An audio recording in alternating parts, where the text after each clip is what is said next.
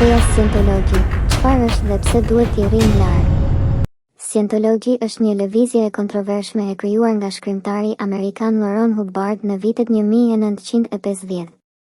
Ndërsa për ndjekësit e saj ajo paraqitet si një fe e re që ofron rrugë për shpëtim shpirtëror, kritikët dhe studiuesit e konsiderojnë scientologjin një sektë të rrezikshëm me qëllime komerciale dhe struktura manipulative. Ja një analizë e thelluar e kësaj lëvizjeje dhe arsyet pse duhet t'i qëndrojmë larg saj.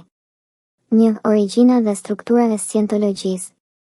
Scientologji u shfaq fillimisht si një sistem terapie i quajtur Dianetics, 1950, i cili pretendonte të shëronte traumat psikologjike përmes një procesi të quajtur auditing.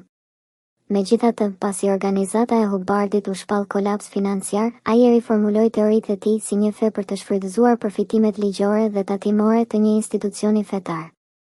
Parimet kryesore. Engramet, trauma të fshehura në ndërgjegje që, sipas Hubbardit, pengojnë arritjen e një gjendjeje të quajtur clear, i pastër. Auditing, sesione të paguara ku përdoren pajisje si emitter, një lloj detektori të gënjeshtrave, për të identifikuar engramet. Kostoja e këtyre sesioneve mund të arrijë qindra mijëra dollar. Tekste sekrete, nivelet e larta të mësimeve, si Operating Thetan, zbulojnë histori fantastike për jetët e kaluara në planet të tjerë dhe një alien të quajtur Xenu, të cilat fshehen nga pjesa më e madhe e anëtarëve derisa të paguajnë shuma të mëdha.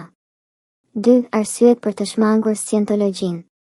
A. Eksploatimi financiar. Scientologji operon si një biznes i maskuar si fe.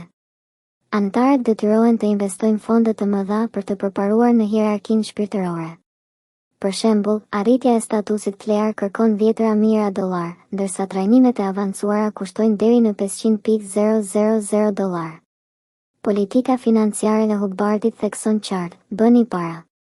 Bëni më shumë para, duke e shndërruar besimin në një skemë fitimi. B. Manipulim dhe izolim shoqëror. Scientologji përdor teknika psikologjike për të kontrolluar anëtarët. Ata inkurajohen të presin marrëdhëniet me familjen dhe miq që kritikojnë lëvizjen, diskoneksion. Kjo praktikë është dokumentuar në raste si ajo e Lea Remini, një ish anëtare e famshme që ka denoncuar abuzimet e organizatës. Sa, aktivitetet të palishme dhe abuzime. Vdekjet në kujdesin e scientologjisë, raste si vdekja e Lisa McPherson, 1995, në kujdesin e organizatës kanë quar në akuze për neglizhencë. Spionazh, në vitet 1970, scientologji drejtoi operacionin Snohite, një skemë spionazhi kundër qeverisë amerikane. Disa drejtues të lartë u burgosën për këto krime. Trajtim i ashpër, ish anëtarët kanë raportuar dhunë fizike dhe psikologjike në qendrën e trajnimit Seorg, ku punonjësit detyrohen të punojnë 100 orë në javë për pagesa simbolike. D. Qëndrimi i qeverive ndaj scientologjisë. Shumë vende e konsiderojnë scientologjin një kult të rrezikshëm dhe jo një fe. Gjermania e klasifikon si një sekt antikushtetues. Franca, një gjykatë franceze e dënoi organizatën për mashtrim dhe shfrytëzim financiar në 2009. SHRB, megjithse ka statusin e një feje, FBI dhe LABDA kanë hetuar akte kriminale të lidhura me organizatën, përfshirë trafikimin e njerëzve. 3. Pse scientologji tërheq njerëz? Organizata përdor strategji sofistike për të tërhequr rekrut. Programe sociale, fronton si narkonon kundër varfërimit ose autohapines për të fshehur qëllimet e vërteta. Marketing agresiv, reklama gjatë Super Bowl, si the question në 2025, dhe dokumentar të rrem që lavdërojnë sukseset e saj.